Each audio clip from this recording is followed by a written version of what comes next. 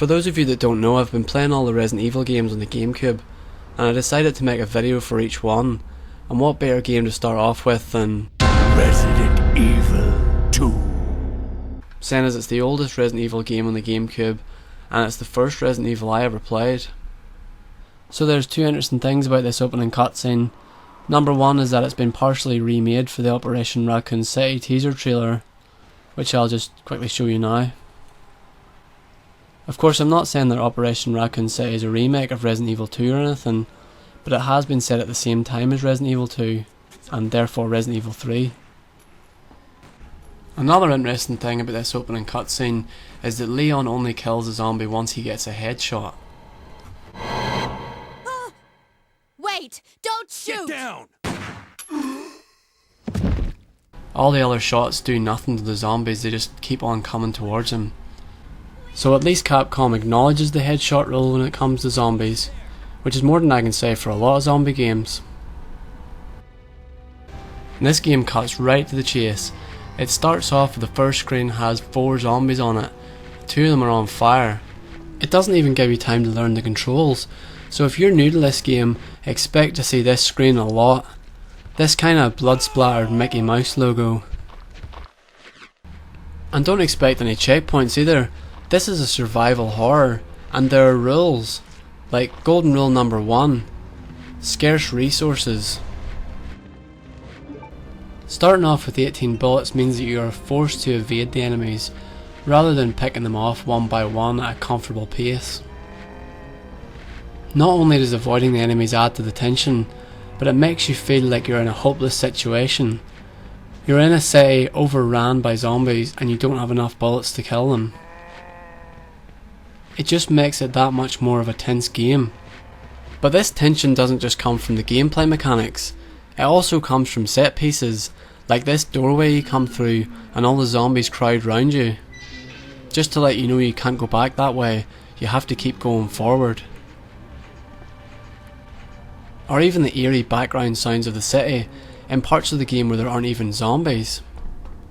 Just listen to the howling winds and the faint cries of the endless zombie army.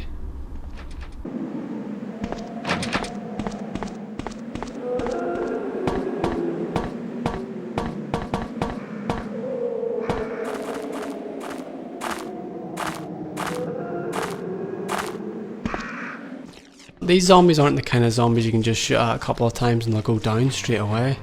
These zombies take, especially with a pistol, at least, I would say, 7 to 8 shots a piece. And even if you're using the shotgun and you completely blow the zombies' legs off, they'll still crawl after you. That's how hardcore they are. In some zombie games, if you shoot a zombie in the leg with a shotgun, it usually kills it. But not in Resident Evil 2, they still crawl after you, and even attack you when they're just a torso. Although you can just stamp on their head, which is quite satisfying.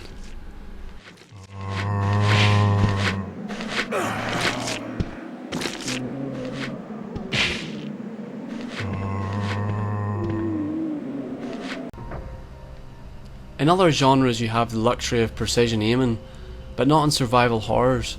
I was quite lucky to cut those zombies in half with that shot, and in fact I think I'll make that a rule too. You're not guaranteed how successful your attack will be. Unless of course you're using the shotgun and you arc your shot slightly. That pretty much works every time with the Resident Evil 2 shotgun, but with other weapons you just have to keep shooting and hope you kill your target.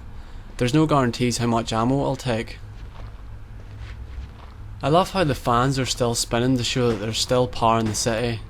And even though sometimes you may feel isolated in the game, you have to remember that there are other characters you can play as too, and you meet other characters along the way. I'm playing as Leon Kennedy now, but you could also choose to play as Claire Redfield, and the two stories are completely different, which just adds loads of replay value to the game. This image was taken from a Nintendo 64 magazine I have, and just look at the front cover of it. You go from looking at Pikachu's cute little face to seeing this gruesome artwork of Resident Evil 2, which is just completely stuck in my mind. This image is really what I think about when I think of Resident Evil 2. It's the kind of artwork you just don't forget. And that's the thing about survival horrors. The only time you shouldn't be afraid when you're playing it is when you're in some false hope of safety. And that's going to be my golden rule number 3, unexpected attacks. Like this one here, which I completely forgot about. Just when you thought it was safe to open a door, 2 zombies come busting through. Or like the time you walk down the corridor with boarded up windows. The first time there was no zombies, so you'd expect the next time to be safe. This would be wrong. There, did that scare the crap out of you? It scared me too the first time I played it. I don't even like walking down this corridor now because of that. I also like this part where the police officer turns into a zombie in front of Leon's eyes. This shows that the virus is carried by the bites, and I also just didn't really expect this to happen at all. This is about the time I realised there was no quick spin around button. Like in the other Resident Evil games, if you press back and B, your character does a 180 spin to get you away from the danger quicker. It doesn't happen in Resident Evil 2 for some reason. Instead, Leon just kind of jerks back a bit. It just looks like he's... Is he doing the moonwalk?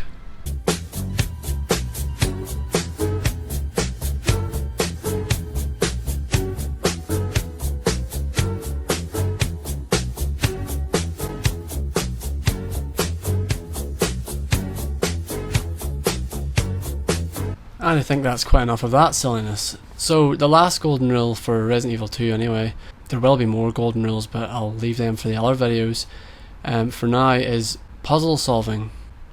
And these puzzles are actually challenging, not like the puzzles you'll find in Resident Evil 5, but again, that's for another video. We have all sorts of puzzles in Resident Evil 2, like mathematical ones, and actually this one here I'm actually quite proud of because I got it the first time, but I think it was a bit of a fluke. But there are ones where you have to rearrange statues or even make a bridge out of wooden crates. And a really weird one for me was lighting this fire, which burned the oil painting, and then you get a rupee from Legend of Zelda. I mean, why no one would leave that behind a painting, I don't know, but I guess if you can find them in bushes and pots, then why not behind a painting in Resident Evil? All I need to do now is find an adult wallet. There's just so much in Resident Evil 2 that I don't have time to fit it all into one video.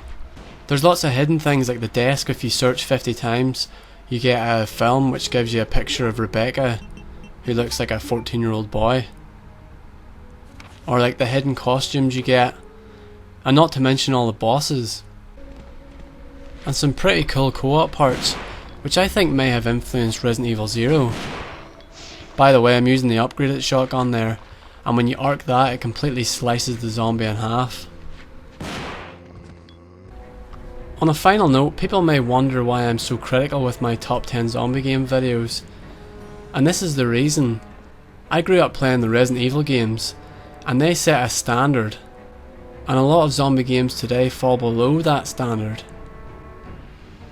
Resident Evil had headshots killing zombies, slow moving shuffling zombies that are more robust, and zombies that actually try and bite you. A lot of the time you don't find that in zombie games nowadays, so that's why I'm so critical about it. And like I said, this is going to be the first in a series of Resident Evil videos I'll be making, so if you'd like to see more, then let me know by giving this video a thumbs up. And if you haven't already, then subscribe for more. And as always, thanks for watching.